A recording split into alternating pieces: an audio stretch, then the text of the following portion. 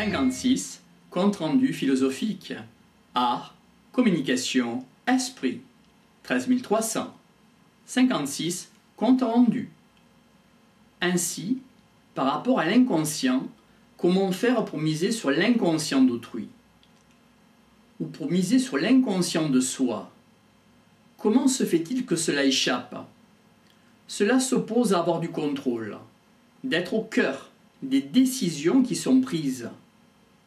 On peut être joué par d'autres, par exemple un dictateur dans le mauvais des cas. Qu'en est-il de la mise des personnes inconscientes pour exister sous les entorses d'un dictateur? Cela s'oppose à l'intellectuel. Ainsi, le dictateur peut régner en toute impunité.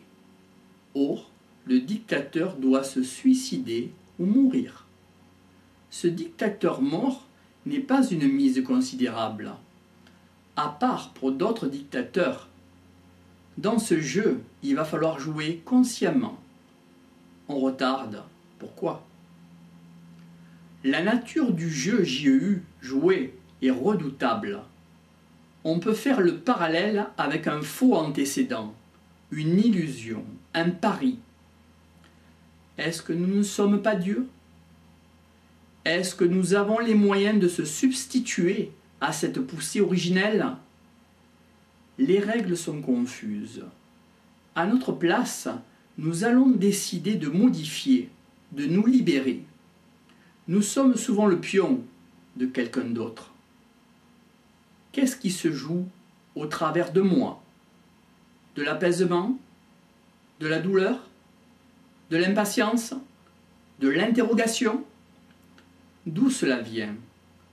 Pourquoi cela nous vient? De qui? Nous sommes le jouet de quoi? De l'éducation?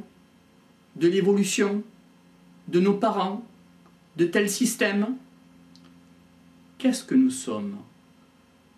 Qu'est le jeu JEU lui-même? Est-ce que le système sécrète tous ces éléments?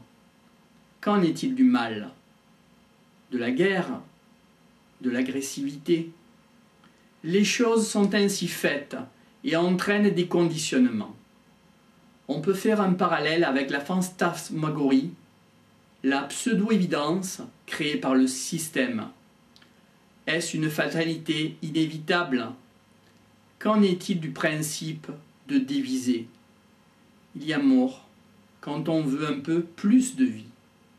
L'enfermement non dit est vécu comme un enfermement. L'être humain ne pourrait-il pas faire autrement? Quelle chose y a-t-il dans le jeu JEU? Qu'en est-il de la règle du jeu JEU? N'y a-t-il pas d'échappée possible? Qu'est-ce la libération? C'est une chose de style. Quelqu'un qui est différent du système est exclu. Nous sommes un élément du système. Toutefois, il y a quand même une marge de tolérance avant l'exclusion. Comment ne pas se libérer totalement? Ceux qui jouent sont dans le jeu JEU. Si nous éclairions la nature du jeu, qu'adviendrait-il pour les joueurs? Comment se libérer du pouvoir de suggestion de ceux qui sont dans le jeu JEU? Comment se libérer de l'idée que le système pèse sur nous? Qu'en est-il de la liberté? Comment faire ce qu'on va faire dans le système?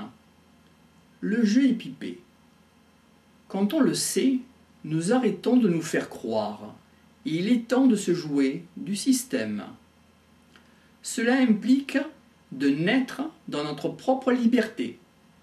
Nous sommes les intermédiaires du jeu JEU, et nous pouvons le faire avec conscience. Cela entraîne une osmose de ceux qui jouent avec nous. On rêve, et lui est prisonnier de lui. On peut apercevoir les tenants et les aboutissants. Ceux qui ont créé le monde ne peuvent pas y être. Une créature inconsciente ne peut pas créer. Les joueurs ne pourront pas être créatifs. Il y a une marge d'inconscience qu'on peut rapprocher du transfert. Il y a une incapacité de faire exister au moment où on vit. On le refoule car on n'assume pas en surface. On ne vit pas pleinement l'aléatoire, le nouveau. On retarde. On crée de l'inconscient pour passer son tour. Je ne montre pas une carte. Je suis ce que je ne peux pas abandonner et ce que je ne peux abandonner. Nous jouons des cartes pour comprendre et aussi pour être conscient. Cela fait partie du domaine de la connaissance. Il existe des cartes décisives qui sont nous-mêmes. Le jeu JEU a une fausse règle. La création ne peut pas être là. Cela est induit par le fait de gagner du temps. Qu'incarner comme carte? Sa carte définitive? Comment le système nous piège? Est-ce parce qu'on veut passer un tour? On retarde notre passage. Quand le jeu devient véritable, les joueurs fournissent la véritable substance. Le joueur fournit ce qui est le plus précieux pour lui. Cela entraîne le tragique. C'est un ordre qui transcende l'humanité. Le jeu JEU se joue entre personnes anormales, c'est-à-dire en dehors de la norme. Cela s'oppose à la logique, à la normalité. Il n'y a aucun remords de la vie des autres. On peut faire un parallèle avec le patron et les avantages arrachés par la lutte ouvrière qui sont sécrétés chez l'ouvrier à travers les syndicats. Il y a des concessions du patron, par exemple un congé de 6 semaines et en contrepartie une aliénation du reste du temps. Cela s'oppose aux apparences et ce qui mène le jeu JEU est davantage subtil. Comment lâcher la bride pour mieux tenir le sujet? Par exemple, lors de la guerre en Irak et le Koweït, s'opposant aux chiites, il y a mise en place d'un nouvel ordre. L'Iran s'oppose à l'Irak et évolue vers une alliance. Cela entraîne que la vie humaine n'a plus d'importance. Cela s'oppose aux chrétiens.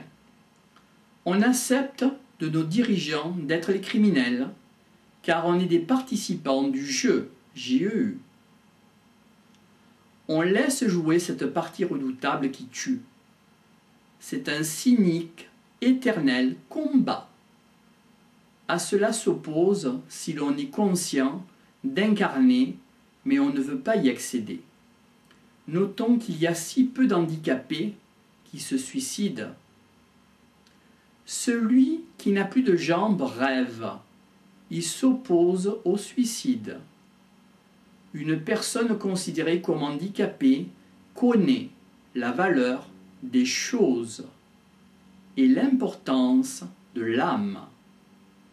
L'âme est souvent une pièce de choix dans les mises, car cela ne sert à rien, dit-on. Qu'arrive-t-il de se rendre compte, un jour, qu'on est un pion? Qu'en est-il de se voir manœuvrer? Qui veut se rendre compte qu'on est un pion? Avant d'être joueur, on est le jouet du jeu JEU. Pourquoi on est joué ainsi?